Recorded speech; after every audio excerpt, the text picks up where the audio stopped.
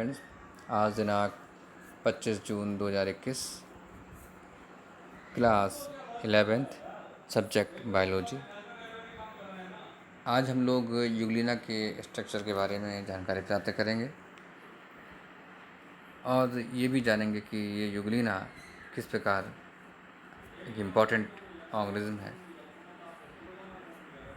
Kingdom protista है। Protista में Euglena को रखने का एक मुख्य उद्देश्य ये है क्योंकि इनका जो पूरी बॉडी स्ट्रक्चर है वो केवल एक सिंगल सेल है, यूनिसेलुलर।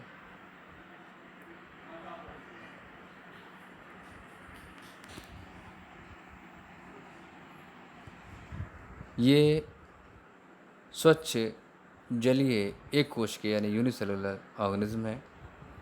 इनमें जंतुओं और पौधों के दोनों के लक्षण मिलते हैं। देखिए, जंतुओं के लक्षण किस प्रकार से हैं कि लोकोमोशन होता है, रिप्रोडक्शन होता है, सब कुछ होता है। लेकिन पौधों के लक्षण कैसे हैं? पौधे में क्योंकि इनके अंदर जो है क्लोरोप्लास्ट पाया जाता है और इस क्लोरोप्लास्ट के होने के कारण ये ऑटोट्रॉफ्स होते हैं।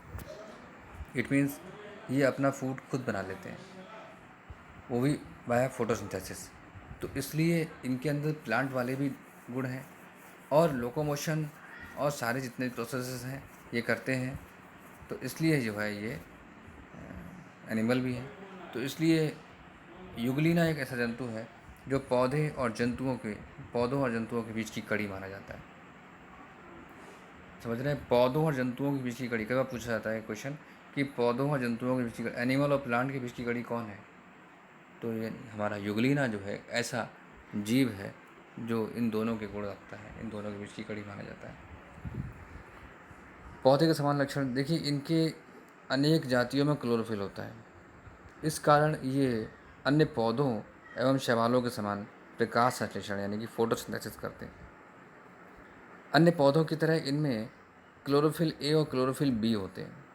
इसके अतिरिक्त ये जो एल्गी होते हैं, ग्रीन एल्गी होते हैं, इससे अधिक समानता प्रदर्शित नहीं करते। उसके बाद है कि एनिमल लाइक कैरेक्टर्स क्या हैं इनके।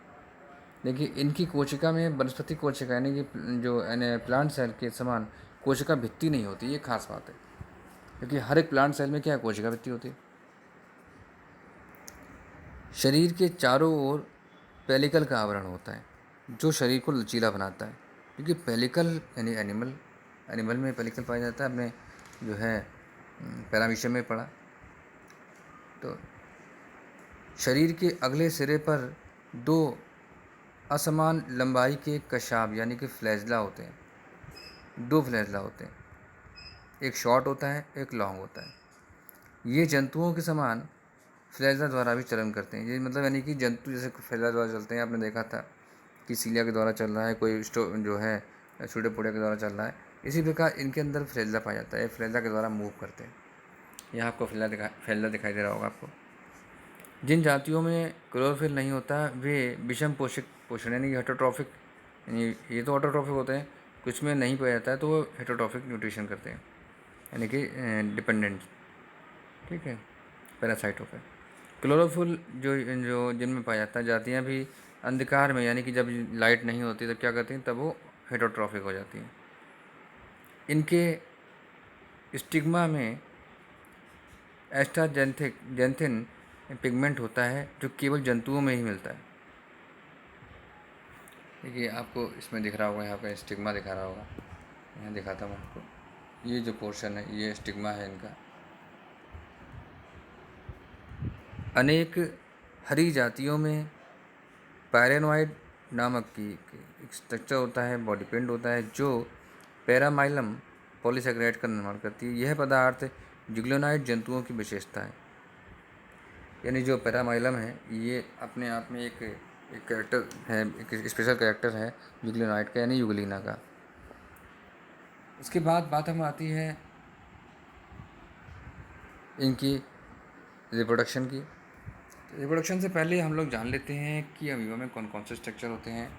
तो देखिए, सबसे पहले हम बात करते हैं कि फ्लैजेला की। तो फ्लैजेलम है इसका, ठीक है, ये बहुत लंबा आप दिखाई दे रहा है, इसी के द्वारा मूव करता है। उसके बाद है आई स्पॉट यानी कि जो इसका स्टिग्मा है उसके द्वारा इसका इसके बाद आप देखेंगे कि यहाँ पे गोल्जी एपरेटस भी हैं, राइबोसोम भी प्रेजेंट हैं, माइटोकॉन्ड्रिया भी है। आप देखिए यहाँ सारे ऑर्गेनेल्स प्रेजेंट हैं। उसके बाद न्यूक्लियस भी है, न्यूक्लियोलस भी है। न्यूक्लियस के अंदर न्यूक्लियोलस है क्योंकि इसके अंदर क्या होता है, इसके अंदर यूकैरियोटिक ये एनिमल है, ठीक है। तो क्योंकि इनके अंदर एक न्यूक्लियर मेम्ब्रेन है और न्यूक्लियर मेम्ब्रेन के साथ साथ अंदर जो है न्यूक्लियोलस पाया जाता है। क्लोरोप्लास्ट प्रेजेंट होता है, इसके द्वारा ये जो है ऑटोट्रॉफ कहलाते हैं, ठीक है। उसके बाद है साइटोप्लाज्म, यानी कि उसके अंदर पाया जाने वाला जो द्रव है उसको साइटोप्लाज्म कहते हैं। बाहरी जो आवरण है उसको पेलिकल कहा जाता है। उसके भीतर प्लाज्मा मेम्ब्रेन होती है।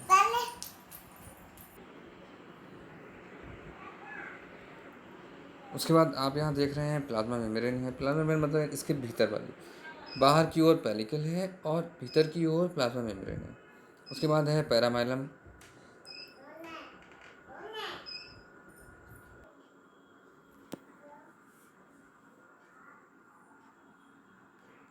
जैसा कि मैंने आपको बताया था कि जो पैरामाइलम है ये एक पॉलीसेकेराइड है और ये अपने आप में एक विशेषता है जो जितने भी यूक्लियोनाइड्स हैं।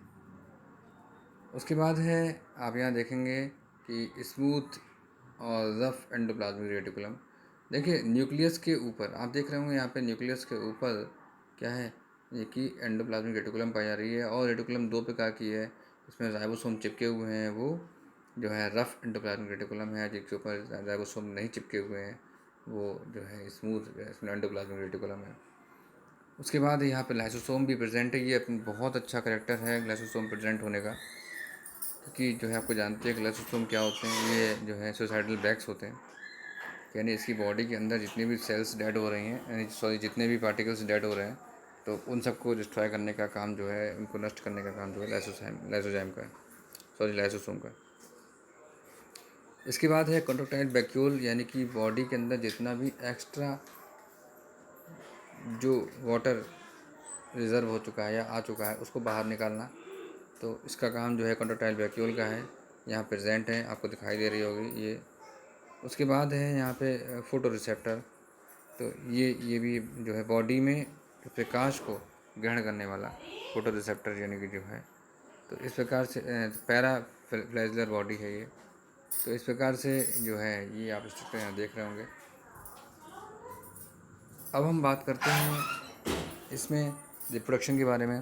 तो जो ये जो ग्रुप है, इस समूह के जीवों में यानी कि जो एनिमल्स हैं में एसेक्सुअल रिप्रोडक्शन सेल की जो लॉन्गिट्यूडनल माइटोटिक डिवीज़न होता है उसके द्वारा होता है।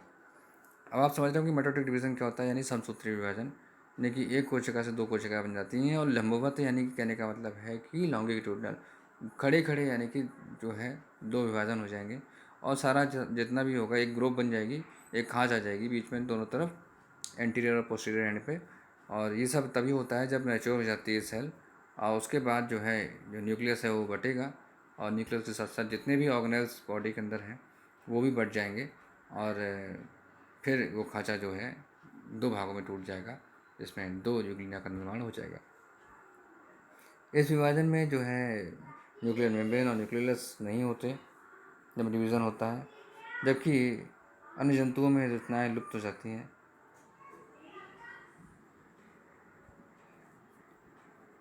ये जो जंतु हैं इनके अंदर सेक्सुअल रिप्रोडक्शन नहीं होता है, सेक्सुअल रिप्रोडक्शन इनके अंदर नहीं पाया जाता है। तो ये अपने आप में एक बड़ा फीचर है कि सेक्सुअल रिप्रोडक्शन नहीं पाया जाता है, केवल एसेक्सुअली ये रिप्रोड्यूस होते हैं और अपनी प्रजाति को बनाए रखते हैं। तो जैसा कि जो है सभी एनिमल्स को कुछ ना कुछ रिप्रोडक्शन के लिए जो है ऑर्गन्स दिए गए हैं या किसी न किसी प्रकार से उनमें रिप्रोडक्शन होता है।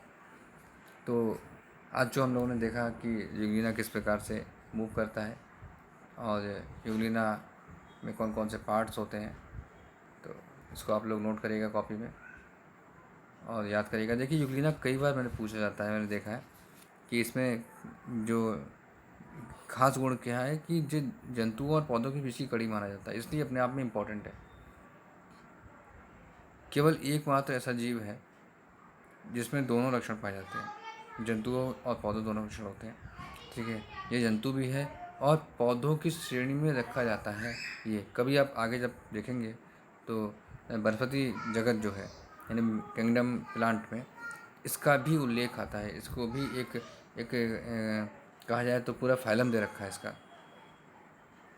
ठीक है, तो इस प्रकार से आप लोगों ने आज को जाना, इसको आप लोग नोट करिएगा, डायग्राम बनाइएगा। डायग्राम आपको सिर्फ एक ही बनाना है आपको, जैसा कि आपको उसमें आपकी पीडीएफ में दे रखा होगा। पीडीएफ से आपको सब सब नोट करिएगा।